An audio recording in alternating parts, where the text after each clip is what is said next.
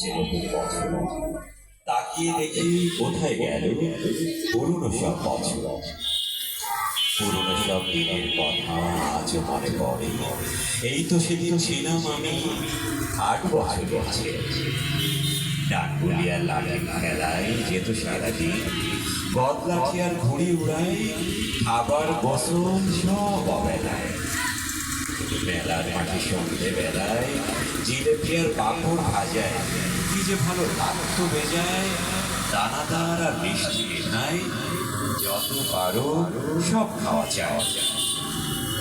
হাউজি আর তাস খেলাতে মাঠ থাকতো গরম, কৌতূহলে শেষ বেলাতে পকেট হতো নরম।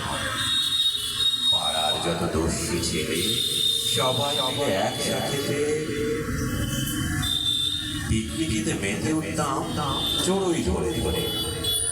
পুকুরেতে নাইতে গিয়ে হোল খেলা আর বলাপড়িতে উঠতাম শেষে চোখ রাখি। গুটি খেলায় ছিলাম পটু, সবাইকে দিতাম হার মানি।